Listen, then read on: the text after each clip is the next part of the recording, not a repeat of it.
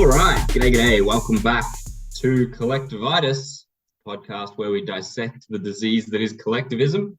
I'm Pietro. This is Max. How you doing, Max? Good, Pietro. Good to talk to you. How's Italy going? Good. Yeah. The different setting that you're seeing around me is a hotel room with very thin walls, and I know that for a fact because I could hear all sides around my room last night, which means that they can definitely hear me. So I don't know. Maybe we'll convert some libertarians through the walls today, or maybe I'll get a complaint. Either way, Italy's good. How's Oz? Not full of Italians, so good. Yeah, fair enough. I don't know why I've come here. I've just added to the already way too large number.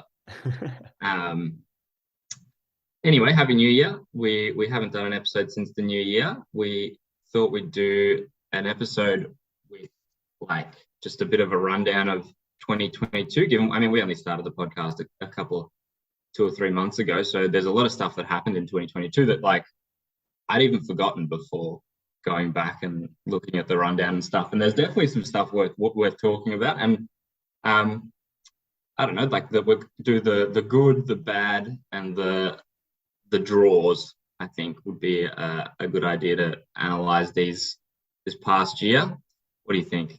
Yep, let's do it. 2022 in review. Yeah, exactly. Like Spotify Wrapped, but just of all the good, all the shit politically. Yeah, so I mean, from a libertarian point of view, obviously, we're not going to talk about the fact that Argentina won the World Cup. That's a good, but I mean, if we do everything good, everything bad, like we'd have to talk about literally everything. So we'll just do the libertarian lens. I think that's our area. I think that goes without saying. Sounds like a plan. So start with the wins. All right. Well, the first one that this was one of the ones that I'd forgotten. The big things that happened in 2022 that like it was right at the start of 2022, so it's kind of like easy to forget exactly what was going on each week because it was kind of the sort of news cycle which was changing week by week by week, and this one was changing like hour by hour. But if you guys would recall back to when Novak Djokovic was trying to play the Australian Open, and I mean, like went from being the world #1 player to like this kind of a little bit arrogant oddball to like this guy who was defying the COVID narrative and wouldn't reveal his vaccination status and blah, blah, blah, went to becoming the most, like the absolute favorite player of every like anti-vaxxer in the world. And then came to Australia, was arrested or like detained, and then told he could play, and then brought his lawyers over, and then they won some case and they lost some case, and like hour by hour it wasn't certain whether he would play in the Australian Open. You say hour by hour. That how long was he detained for? Like maybe 5. This whole saga was like 5 days, maybe, was it? Yeah, it felt like I can't remember an eternity. Yeah. It felt like an absolute eternity. Yeah, I just remember it was like the morning they said he would, and then the evening they said he wouldn't. And I think Scott Morrison even came in and like made a statement about it, and we all know how popular that. Like Scott Morrison seeking a bit of popularity by kicking Novak out and then letting him back in, and just that was also like an example of just the way that Scott Morrison would seek whatever the most popular opinion was and then just go with it. Like you can bet your bottom dollar if everyone was like, yes, let Novak play, then Scott Morrison would have been like, all right, everyone, I've got some news.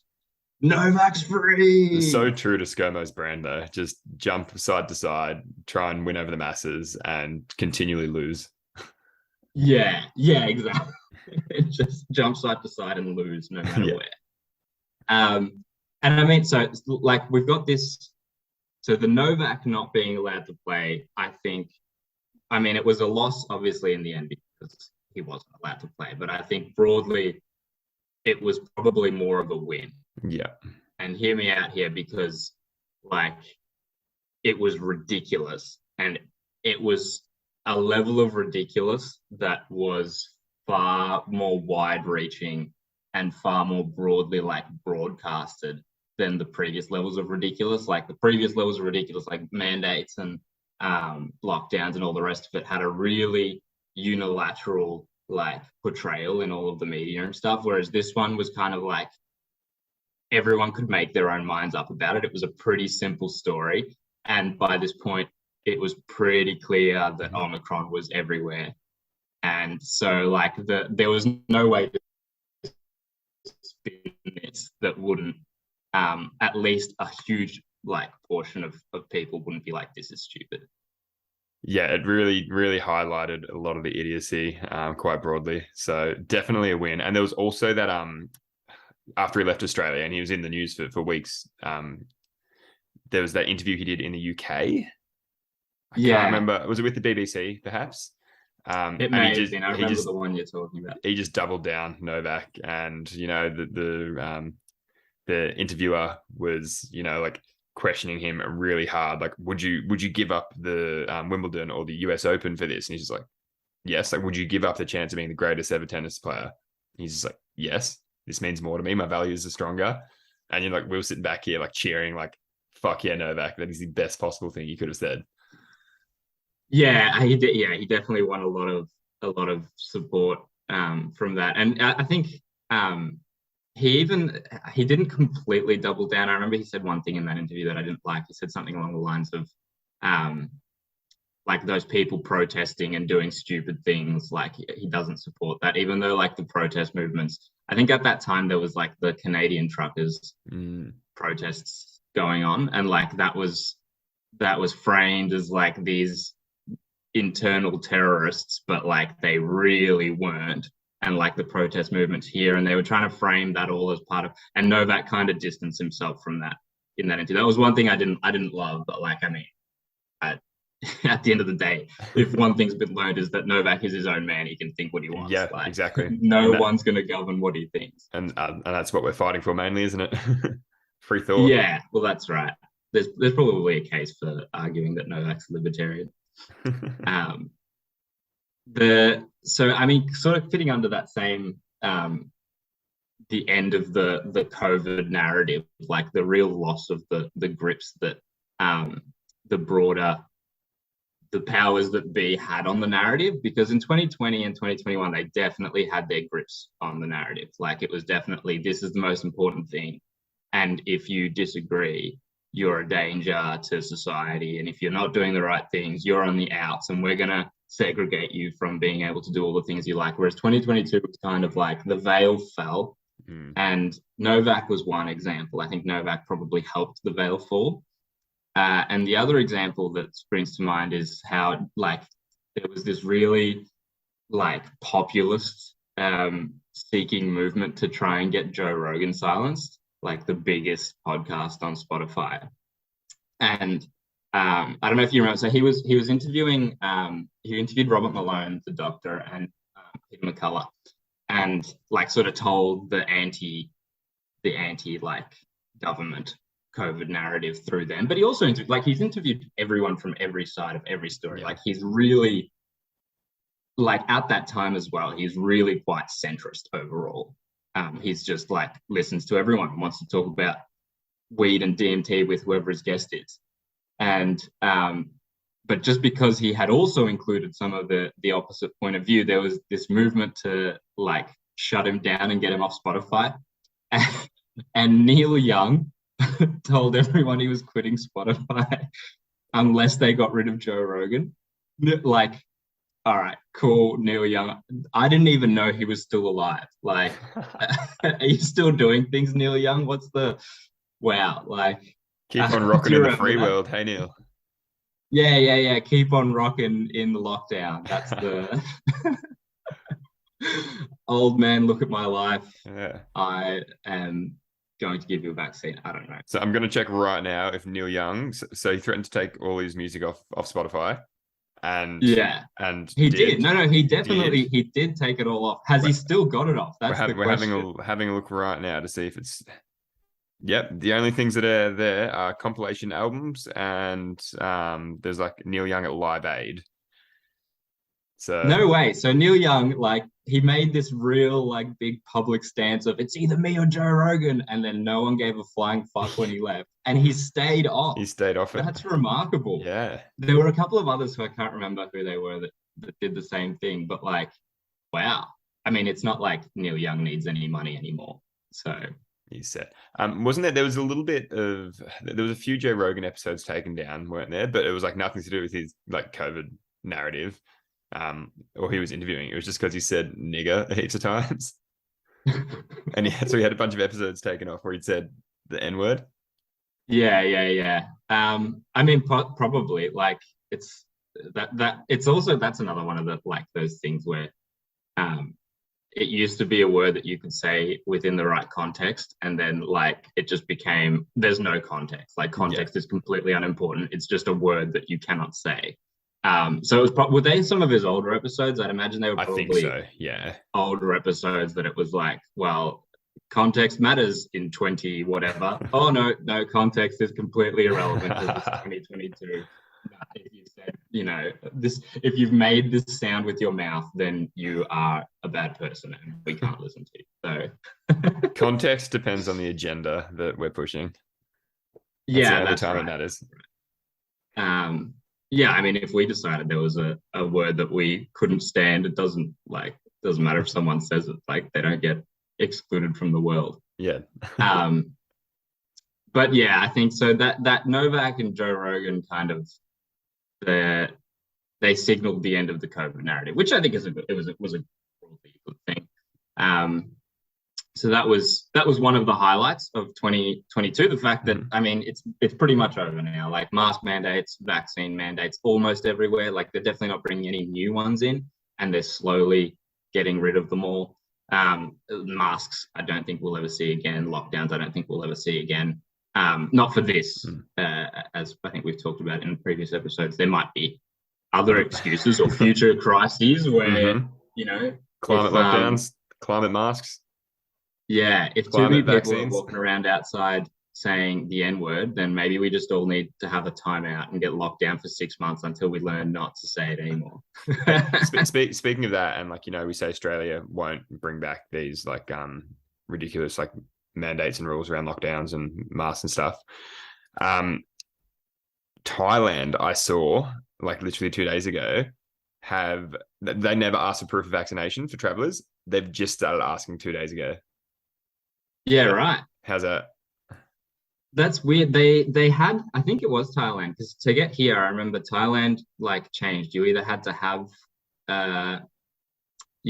be vaccinated or you had to have a recent PCR test before leaving to pass through Thailand. That's why it was kind of a weird thing. But before I left to come here to Italy, I checked into the rules, and that had been dropped as well. So I don't know, have they re-added it? Yeah, I saw something about 2 days ago that requesting proof of vaccination now. I don't know if you can get in and get quarantine or instead, or if it's just you're not allowed in if you're not vaxxed. Well, I might get arrested on my way back. Sweet. That's no, that's actually Thailand prisons, no joke. So I'm gonna have to. We'll see you on an episode of Banged Up Abroad.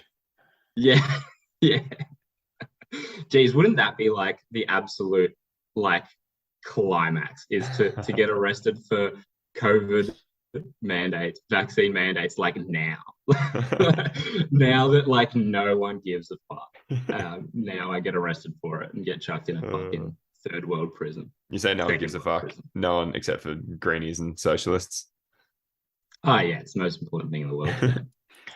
So another win for 2022.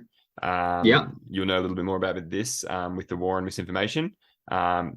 Twitter files, Zuckerberg on Rogan revealed that a lot of the censorship is surrounding the Hunter Biden laptop scandal was led by the FBI, forcing their hand.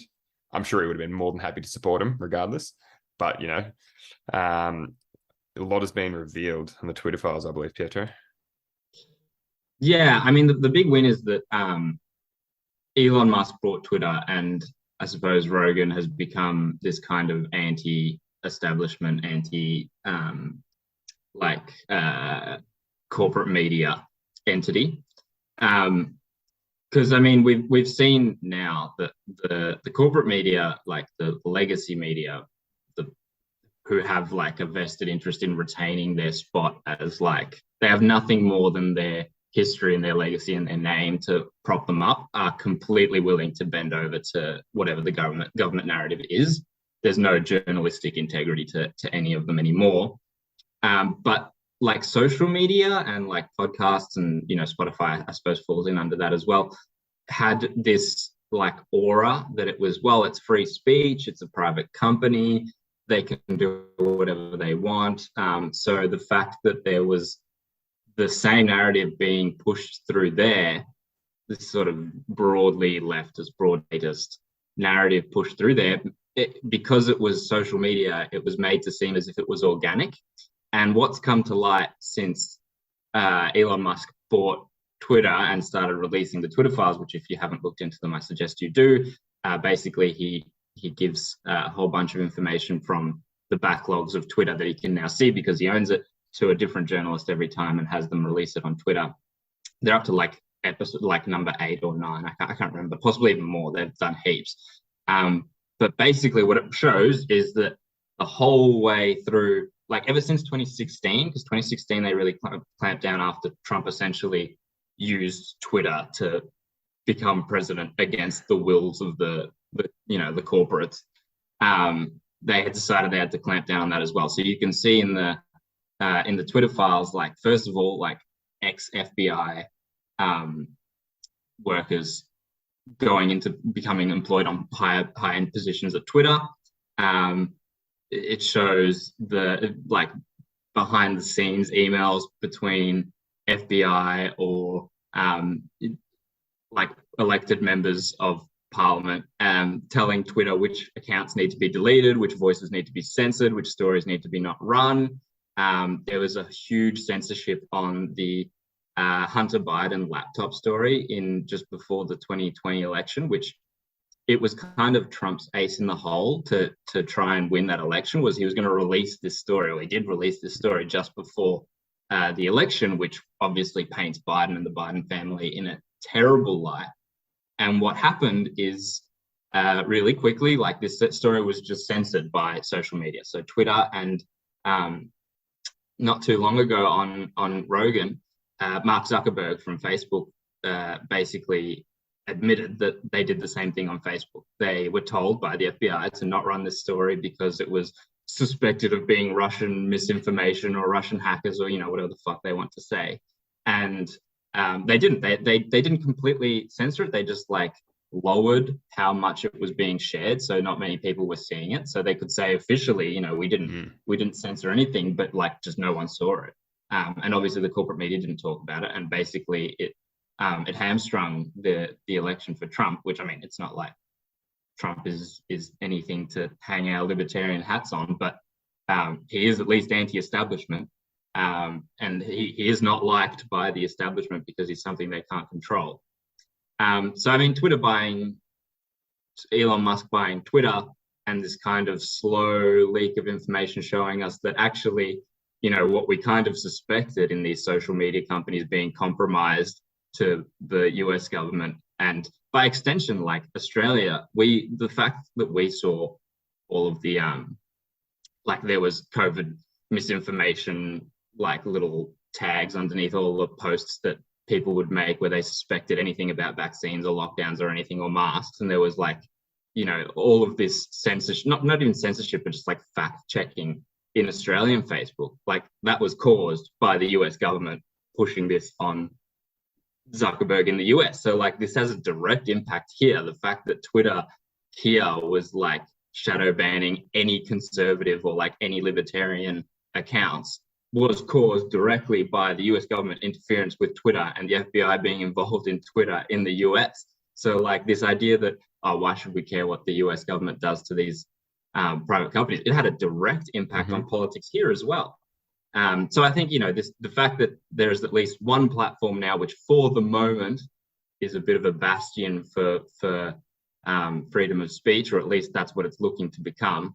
And Rogan, I think the fact that Rogan is so popular and interviewing a lot of the correct people, not the correct people, a lot of good people, these are kind of things we can hang our hat on as a win for 2022.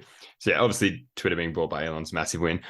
What was that poll he did on Twitter like a few weeks ago? He's like, should I step down as CEO? And like 52% voted yes, he should. Is anything coming of that? I mean, he's a shitposter.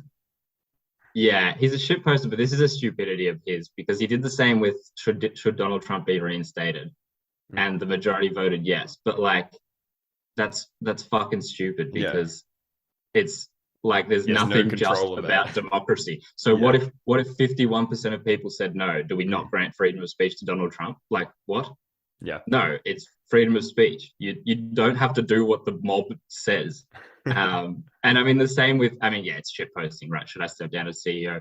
And possibly, nothing's come of it yet, but possibly he always intended to, and this is just like he's already got someone lined up to take it. His avenue out. He'll finish releasing the Twitter files and then be like, cool, my job here is done. See you later. Yeah.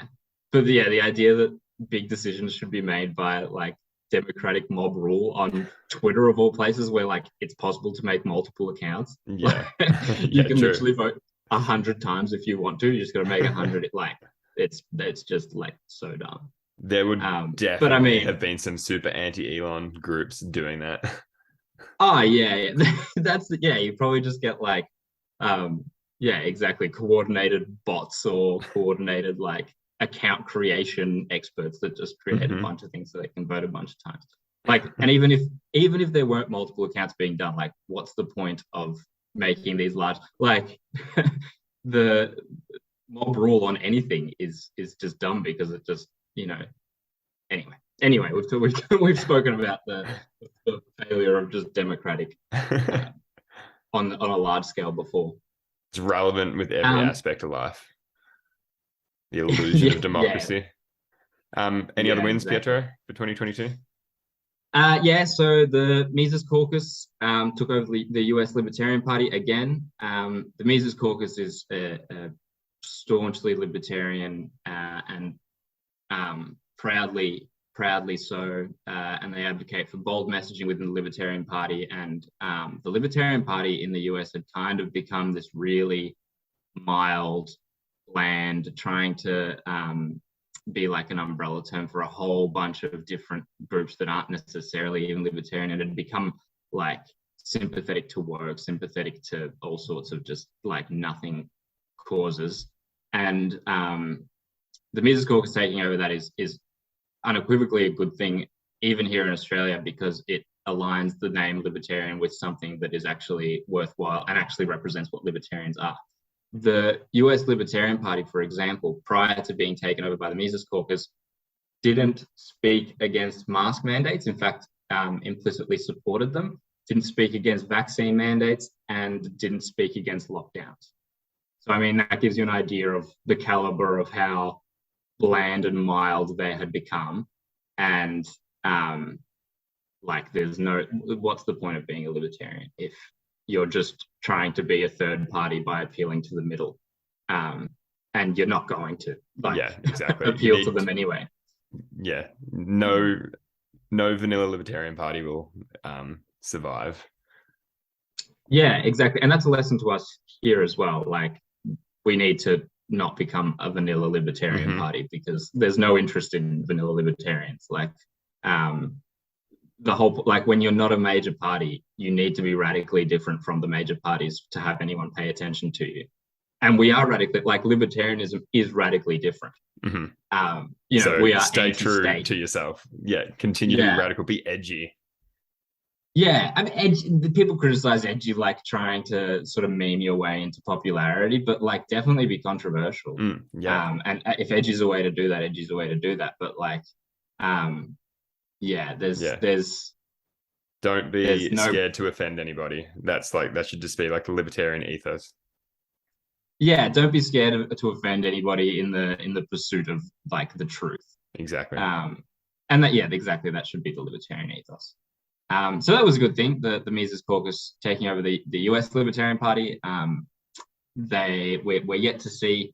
The next presidential election there will hopefully have enough of a libertarian presence to at least gain some national attention. And any attention that the word libertarian can get anywhere in the world helps libertarians everywhere else in the world. So my boy Dave Smith, who I'm a big fan of, is supposedly the presumptive nominee for the presidential candidacy for the Libertarian Party. And if you can get him on a debate stage with anyone close to the top to being the nominees for the Democrats and the Republicans, like, he will absolutely wipe the floor with them. Yeah. So I really hope they get him on a debate stage, but that's all exciting stuff. And he's somebody who's not afraid to offend everybody in the pursuit of liberty and truth. Yeah, I mean, anyone who hasn't watched him, I suggest you do so. He's definitely one of the inspirations of this show. So I wonder what our chances are of getting him on as a guest one day. I wonder if we can just... Oh, that's the entire reason I created this podcast, was to eventually get Dave Smith on. So that's the final episode. Once we get him on as a guest, objective complete. Well, there's no point to it afterwards. Like, no matter how big a following we might gain, like, I'm sorry, I did this for Dave Smith. I did this for me. All right. Well, we've talked enough about wins, because I mean, it's easy to look at everything through rose-tinted glasses, but we are pessimists. And there were certainly losses this year. Time to get to Brest. Some pretty big ones. Yeah, so let's get to Brest. Well, you're up. It's your turn. Which one of the losses would you like to talk about? Let's talk election results in Australia and Victoria, I think. All right. We had 2 elections. So federally didn't get any libertarians elected, any Liberal Democrats elected in Australia. There was a couple of faint hopes. So yeah, David Limbrick was the biggest hope for Victoria as a senator. That came crashing down, unfortunately. Then we had the state election to follow in November, where we already had 2 people representing the party. We lost one instead of gaining any. So I'd definitely say those are losses for our movement. I mean, the bittersweet side of that is that, the movement is still going strong, and it's stronger than it's ever been, but it's definitely a loss to decreased representation in Victoria. Yeah, I mean, absolutely. I think so. The federal election in Victoria, we had an interesting situation where you're going to have to help me out here. What was the UAP guy who got elected's name? Ralph Babet. Yeah, that's it. So Ralph Babet ran for the UAP, which obviously is bankrolled by Clive Palmer, has spent $100 million on this election campaign to just plaster his color and his ads all over the place. And they really leaned into trying to play the quasi-libertarian, broadly conservative, anti-vaccine card to try and just win the populist base, which they saw, and it succeeded. So, I mean, if you consider that a lot of what Ralph Babet says at the moment is in the broad vein of libertarianism, I don't know whether he would ever even use that word to describe himself, and I don't think if we were to actually push him into a situation where he had to be libertarian, he would necessarily be it. But at least there is an appetite there for some broad libertarian movement. Unfortunately, it goes to show that you get to be the elected member if you spend the most amount of money. Like, I mean, there was nothing. Even though he got him by the skin of his teeth. They almost had 0 seats. Yeah, he did, and I mean, yeah, it goes to, he had nothing in terms of like the history of what he'd done. He was a complete newcomer out of nowhere compared to David Limbrick, who obviously had been the face of the anti-government, anti-lockdown, anti-mandate movement. And yet, with $100,000 worth of marketing, he got in and David Limbrick didn't.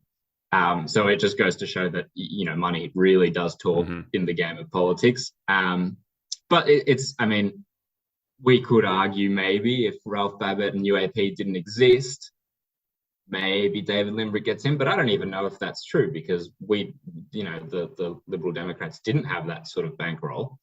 Liberal Democrats being the Libertarian Party. So I don't know if any libertarians get in. So, I mean, who knows? But anyway, it shows that money talks, definitely. I'll just correct you there as well. 100 million, not 100,000. Just Did I to say 100,000? Sorry, yeah, no, 100 just million. just to put more emphasis on it, just how much money was spent. Yeah, no, yeah, he's like obviously loaded. So yeah, and the state election, the big downside of that was that Tim Quilty, who was a stalwart for being anti-government, anti-mandate, anti And also everything that was Labor and the Greens. on Collectivitis episode 8, I believe. Yes, who we've had as a guest on this show. Mm-hmm. So Tim Quilty lost his seat in Parliament, which was really unfortunate because he was more so even than David Limbrick, who's the other libertarian parliamentarian. He is more unabashedly, unashamedly willing to call out and abuse the statists for being statists, which was always entertaining to watch, but it also didn't make him a lot of friends in Parliament, which was possibly one of the reasons he lost his seat. Whereas David was always much more measured and also achieved a much greater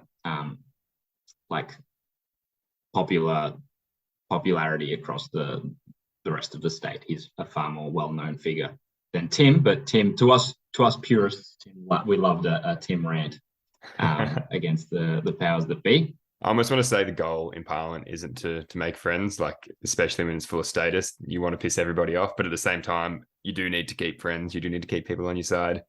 It's the shit thing about politics. Well, that's right. I mean, they were kind of the two sides of the coin, right? The trying to make friends and trying to repair relationships and get things done versus just the raging bull, who, I mean, he speaks with he was perfectly willing to admit that he's not the greatest public speaker, so it's really entertaining to watch him like stutter and mumble his way through this really offensive speech. Still, would rather someone who's not a great public speaker who speaks the truth and exactly what they feel than the opposite, which would be someone who's a great public speaker, but well, that's every single can't trust him, which is exactly every other politician in that building. Just about every single politician who's put up by the Liberal or Labor is someone who's really good at talking and can spin, the snake oil merchants that can spin anything to sound good, but are actually advocating for loss of liberty and things that are actually harmful to everyone. Anybody who has like a slight insight to politics at high school would see that you're taught how to debate. You're not taught philosophy or like the things like how you should think or exactly. It's just here's how to debate. Here's how to win an argument, even when what you believe in is pure shit. Yeah, exactly. Yeah, well, we'll see how we go now without that balance, with only having one elected member.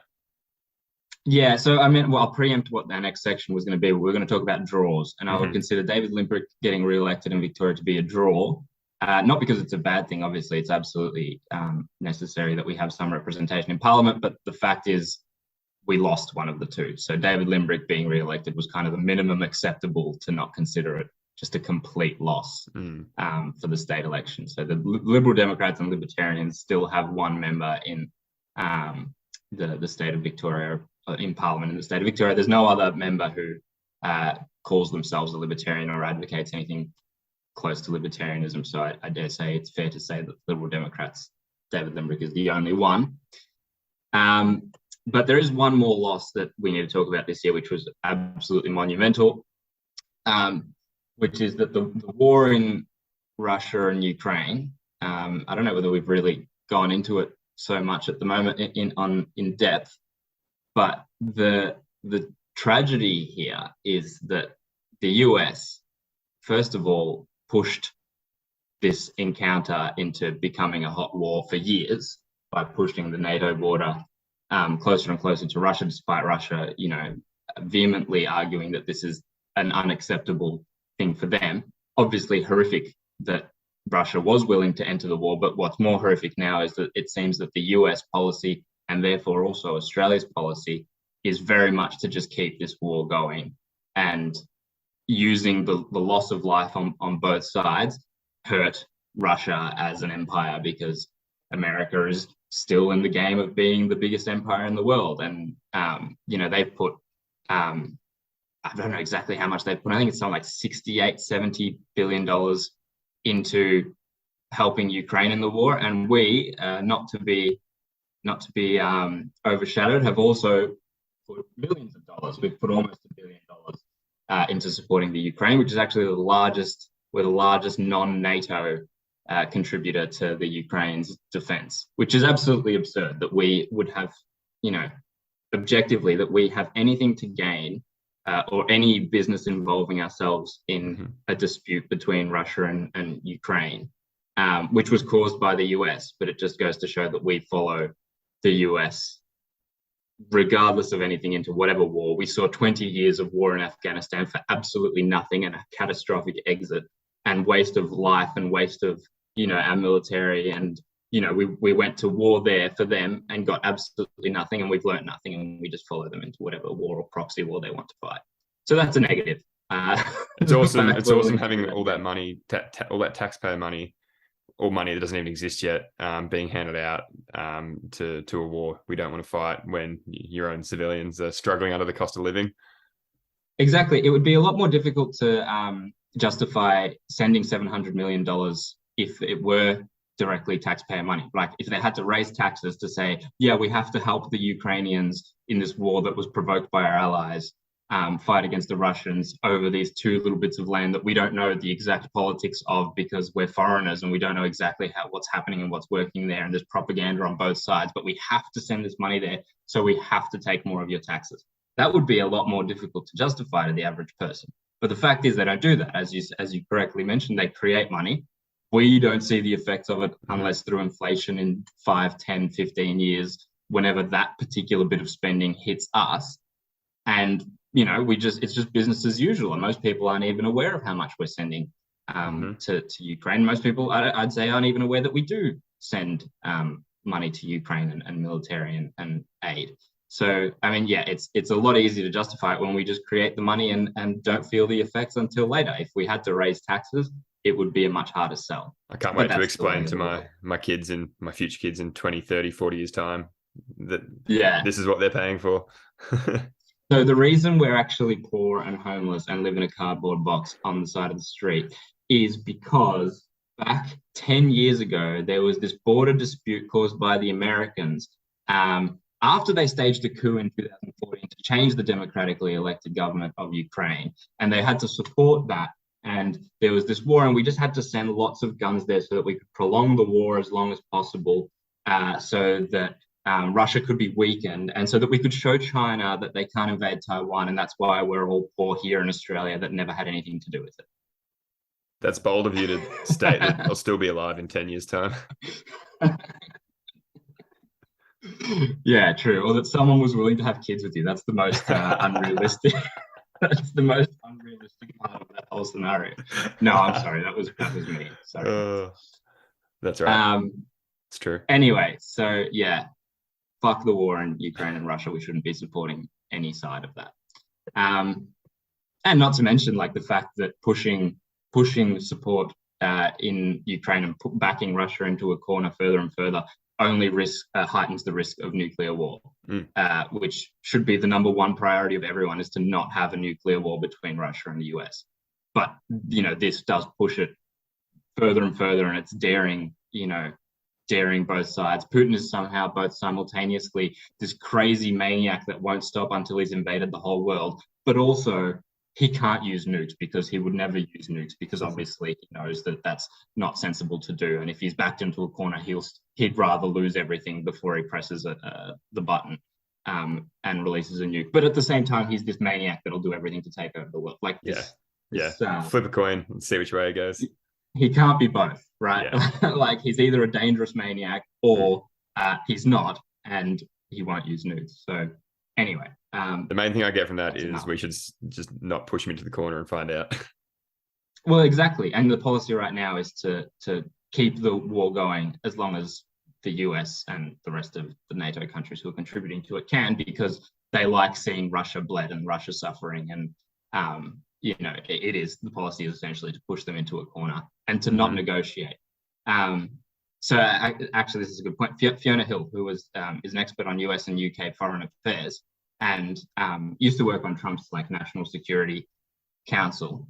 And she's definitely a war hawk. Like she's definitely not anti-war, but she released the information a little while ago that there was actually a negotiated peace deal back in April of 2022, there was negotiations ongoing between Russia and Ukraine to settle, have a ceasefire at the very least, and proceed with negotiations to stop the war, because both sides, there was some concessions given to Russia, and Ukraine wasn't allowed to join NATO, but they could seek reassurance from neighboring countries and support from neighboring countries. But all of this was stopped because Boris Johnson went to Ukraine and urged Zelensky not to negotiate with Russia. And so negotiations were stopped then, despite the fact that they were close to happening. And this was reported by someone who is a war hawk and is absolutely not, a Putin supporter and a Russianophile or Russophile or whatever they're called. So, I mean, it goes to show that, Boris Johnson did this on the behest of the US for sure, because the UK is just as compromised as Australia in following the US into whatever war it wants to go into now. So, I mean, it just goes to show that the policy is literally keep this war going as long as we can and make Russia suffer as long as we can, because we're America and we're the biggest empire in the world. How do they sleep at night? Americans are not the problem. It's the American government. Oh yeah, no, that's what I mean. Well, yeah. How do they sleep at night knowing that that's what they're I don't pushing? know. Maybe reptilians don't sleep. I was about to make that joke. Sorry. I cut you off. We spend too much time together. Yeah. Even with however many kilometers apart between us right now, I can still steal your jokes. So nice. We've got like that reptilian telepathic communication, something like that. We're reptiles Either, too. I think works. We're reptiles. There's a reptile, the reptile on the Gadsden flag behind you. That's our symbol. That's our logo. So, cool. So the last thing, so we talked about draws a little bit. I mentioned the David Limbrick draw. Did you want to mention the other draw? The US midterms. Yeah. So there's the big promise of the red wave, the midterms, and restore a bit of balance back in the US. And as you stated, it was the red puddle, not the red wave. And we were speaking earlier, and it's not to say that we want Republican control, but it would have been good just for a bit more balance to be restored for a healthy democratic society in the US. But it didn't really come to fruition, did it? No, yeah, the red wave turning into a red puddle meant that, I mean, it's still, even with everything wrong that like Biden is doing, and that like how incredibly unpopular he is, and with all of the COVID mania of the last 2 years, there's still not overwhelming support for the Republicans, and there's still fairly big support for the Democrats, which, I mean, yeah, it's just that it's a draw. That's essentially what, like, it's just a meh. Like, it wouldn't have been good if the Republicans won. It's not good what's turned out. It's just like whatever. Yeah, I came at that with a bit of a lost perspective, didn't I, just then? Yeah. I don't know. You pointed out that, a Republican win, especially when most of them are war hawks anyway. There's a few good Republicans, obviously. Yeah. But there's probably, it's probably just like a handful. Whereas the rest are war hawks. Like, there's a lot of problems that the Republicans wouldn't solve. Cool. So that's our draws. The other draw, of course, being that David Limbrick got re-elected in Victoria as a minimum acceptable. Otherwise, it would have definitely been a loss if both Tim and David hadn't got re-elected in Australia. We're jumping back and forth between the US and Australia seamlessly today. Yeah, I know we sort of said that at podcast when we started, it would be quite Australia-centric because, there's plenty of libertarian podcasts and programs focusing on what's going on in America and around the world. But I think it is important to state that, like, a lot of what happens in the US does trickle down to us here. It does affect us. Yeah, that was kind of my point, I think, earlier. Like, it has a direct impact. If you can't see that the fact that Twitter and Facebook, which are two US companies which are owned by, Elon Musk is US and South African, Zuckerberg's American. Like, if you can't see that these companies that are US owned and then affected by the US government and censored by the US government has an impact in Australia because everyone uses Facebook and Twitter and all other social media, then, like, you're kidding yourself. There are clearly we're probably more impacted in many ways by the US government than we are by the Australian government, because the Australian government just follows the US government in everything we do. But yeah, so that's, I mean, it's definitely still relates to Australia. For sure.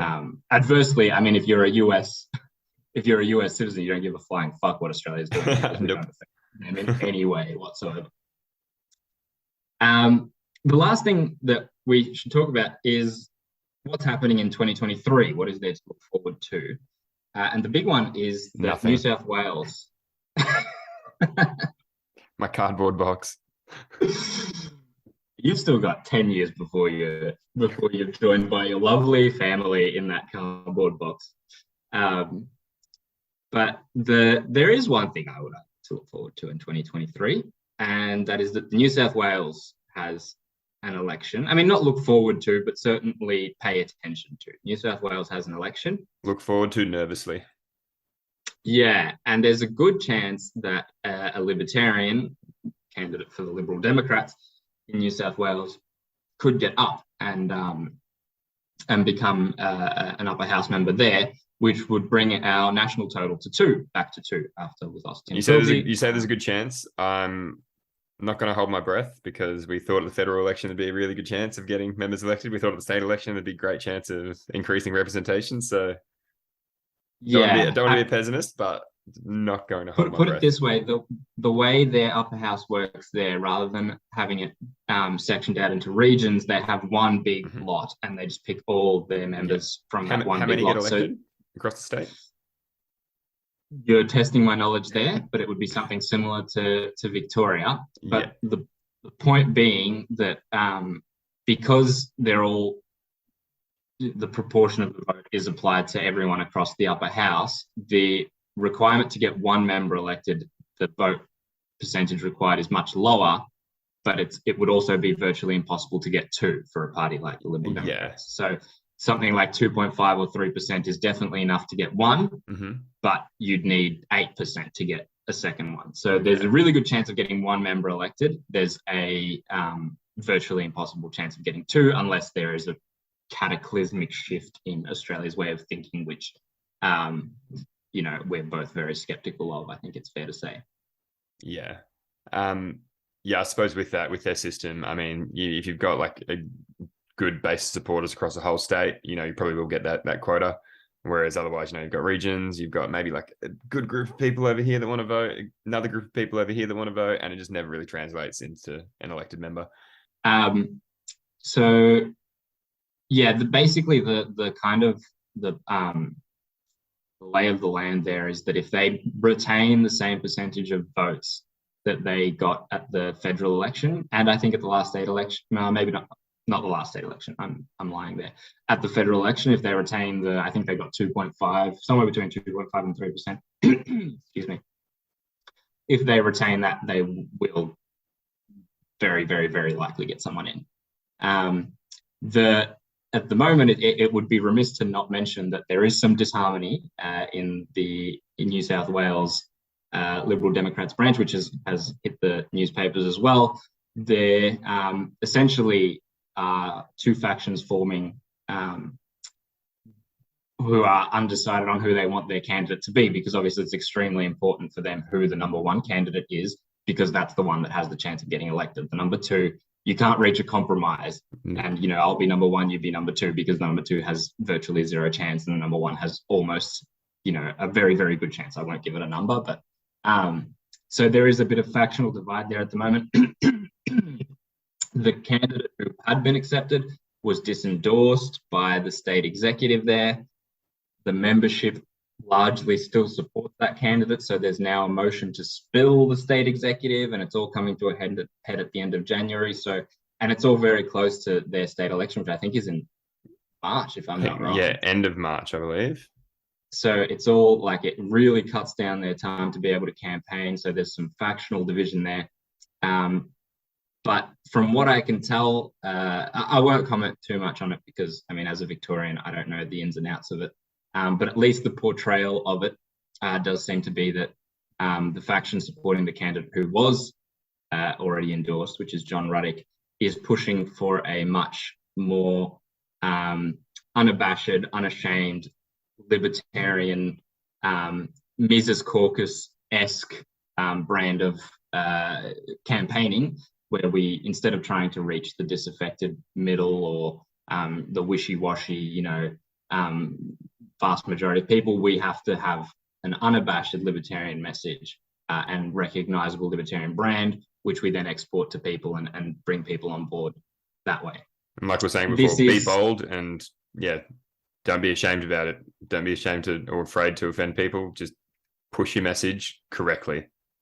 Yeah. And obviously both sides are going to try and paint themselves as the good guys in this. So I do, I'll add that caveat that we don't know exactly what each of the factions is, but if this is the case, put it this way, if what we've described is what one of the factions is actually supporting, then we very much support a bold, unabashed libertarian message and expanding the movement that way, rather than trying to appeal to everyone and then once they're on board, maybe telling them about what they've actually joined is. Hey, welcome to the Libertarian Party. Did you know what a libertarian is? Yeah, I think that's a recipe for disaster. 100%. Anyway, that's the main thing I've got here to look forward to in the future. Is there anything else coming up in 2023 that you can think of? No, it's a strange feeling not having an election to deal with in Victoria after 2 last year. Yeah. It's kind of like it feels very empty. Yeah, I'm sure. We've had, when you look back on 2022, so much stuff happened. There's stuff we haven't even mentioned. I barely touched on the Canadian truckers protests at the start, but I only thought of it as we were talking about it then. That was enormous. That was a huge authoritarian. That was absolutely a loss, what happened there. But I'm sure there's going to be lots and lots and lots of stuff happening in Australia and around the world. And then we can talk shit about it, basically. Well, one thing happening is Novak's in Australia. He's playing tennis. So that'll be a win to talk about next year when we're doing our 2023 review, is that Novak has won the Australian Open. He stood up and grabbed the mic and he said, fuck the government. Yeah, well, he'd make a lot of friends if he did that. I think that's why I also thought of Novak when we were doing this review, because it's it's a direct contrast to the fact that now he's playing and no one is asking any questions whatsoever. It's obviously he's playing. What do you mean? We're going to ban him again. Anyway, I was real furious about the Novak thing last year. I remember I was like, take the Australian Open off Melbourne, give it to Sydney, to Sydney. I want them to suffer for this. While you're at it, take the Formula One, take the AFL Grand Final. Take it all. Give them a second Opera House. Take Fed Square. No, give us a second Fed Square and give them a second Opera House. Anyway, cool. All right. Well, that's all, I think, unless you've got anything else to add. Nothing to add. Just welcome to 2023, everyone. Welcome to more of the same. Hopefully it's better than the last few years. Don't expect it to be though. Yeah, well, exactly. Last 3, 2020, 2021, 2022. Yeah, we're 3 years past the COVID inflection point. Where do you get refunds on years of your life that have been wasted? Yeah, right. Right, yeah. I don't know, but if you find out, please let me know. There's a couple of years in there that I definitely wouldn't mind getting back. I always end episodes on a really sour note, don't I? Well, that's all right, because then the hook is that you have to listen to us again next time to get reinvigorated. Next episode live from my cardboard box. Yeah. We'll see you there. All right. Thanks everyone for watching.